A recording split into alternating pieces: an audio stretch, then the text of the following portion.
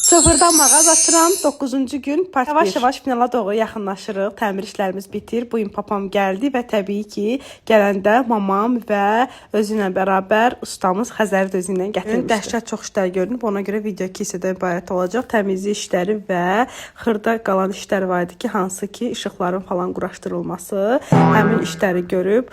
Xəzər çox sağ olsun. Siyəzərdən xanımla bərabər gəlib. Öz qohumumuzdur. Həm də bu işləri çox yaxşı bacarır. Səliqəli şəkildə edir. Yalnız ona etibar edə bilərdik. Spotlar vurulur və lüstr taxılır. Bu lüstr sadəcə dizayn üçündür. Yəni hər hansısa bir işıq salması nəzərdə tutulmuyor. Bu lüstr divanın və orada balaca bir stol qoyacaq. Onun üzərinə düşsün, daha gözəl görüntü versin. Belə bağlayırıq ki, toz və yaxud da başqa bir nəsə üzərinə tökülməsin. Keçirik reyslərin vurulmağına. Reysləri də deməli 3 işıq olacaq. 3 reysdir və hərəsində 3 işıq olacaq. Bu da çöldən işıqlandırmadır.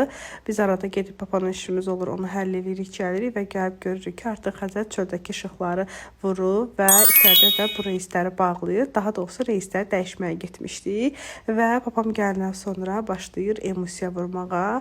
3-cü qatı gedir üstünə ki, daha tünd olsun və istədiyimiz görüntünü əldə eləyirik. 9-cu günün part 2-də gələcək. Səhifəmi takib etməyi unutmayın ki, siz də 9-cu gündən 2-ci hissəsi nələr olduğunu biləsiniz. Daha sonra isə bu qıraq hissələrdə künclük, nə bilim, yerdən paduqara, bilmirəm nə isimlə deyirlərsə buna. Bunlardan da elə hissəsi vardı ki, yox idi, çıxarılmışdı və ya da sınmışdı. Onların yenisi ilə alıb əvəzləyirik və Xəzərə çox böyük təşəkkürümü bildirirəm ki, bu günləri xırda nə işləri var isə hər birisini gəlib tamamladı. Əlin qolun var olsun. Allah atama da, anama da can sağlığı versin. Onlar da bugünkü gündə çox əziyyət çəkdilər. Burada çox sevincliyəm çünki güzgün vurulur. Bu mənim üçün ən özəl anlardan biri idi.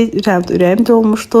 Əslində hər bir şey ayrı-ayrı özüm etmişdim. Ayrı bir zəhmətim var ki, daha çox sevirdim.